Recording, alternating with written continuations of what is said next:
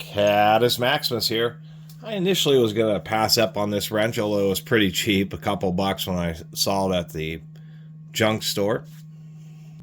But I thought I haven't actually done a Taparia tool yet, and I initially thought it was a Chinese wrench. It's actually Indian made, and looking it up, I'm kind of glad I picked this up because Taparia is actually still around. Started in 1969 or something, and I guess they're one of the larger hand tool manufacturers in India, still around to this day.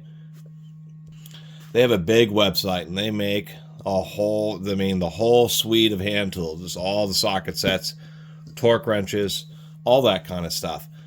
So, kind of interesting. I found this in the United States. I don't know if it was a special order. This wrench doesn't seem, their modern ones are really pretty smooth, or I should say have a satin finish and really do look pretty professional.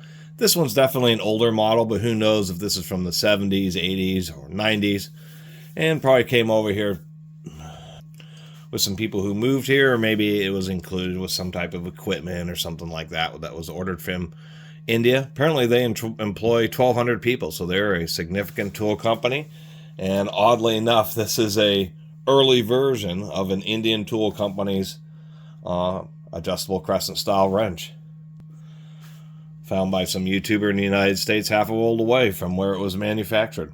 Anyway, even this older one seems halfway decent. We actually have pretty symmetrical grinding on both sides of the wrenches, we can tell, or of the wrench. Tell by the evenness of these two beams or bosses. A little bit of jaw play, but it's not too bad. This wrench has seen a fair amount of use. Still does operate pretty smoothly. It is fully rebuildable. We do have a screw down in there. It's staked to prevent it from working its way out. A little bit more play on when it's all the way open. So the machining of this surface, it isn't quite, I guess, perfectly parallel with the slot, but it's really close. And it's really not that bad at all. I guess at least on this earlier one, chamfer is a little deep there. You can see it, the way it has those kind of oddball ridges. That really looks like this was actually hand chamfered. So they'd forge these, finish them, or not chrome plate them, but forge them, cool them off, and then somebody actually physically picked up each one of these and probably put it against some kind of machine to chamfer that, at least when this one was made. Other cost cutting. As many times with adjustable wrenches, they'll do a little better job. They'll at least grind down this nub so you don't have this big thing kind of sticking out. Kind of like this. This is an old American-made Crescent, but kind of like this. So they did a few things. I mean, it is an Indian wrench, but it's actually from an Indian company that's trying to make decent hand tools rather than just making tools. I mean, a lot of hand tools that people see in America from India are really the cheapest of the cheap stuff that's able to compete with China, where apparently this Taparia is obviously not a snap-on quality, but they're still around. Their tools seem, they're like Harbor Freight Quinn kind of quality. And so that was what was kind of cool about looking this up. I'm surprised they didn't put India anywhere on this wrench.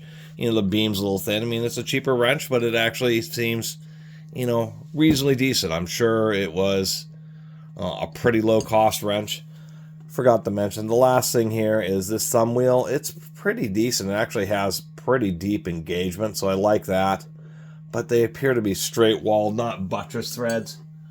Buttress threads are going to be something like this, where you probably see better that way, where they're flat on one side and they have a taper on the other. It just makes the threads a little bit thicker, but it's also a little bit more expensive and harder on the tooling. So this has straight-walled threads.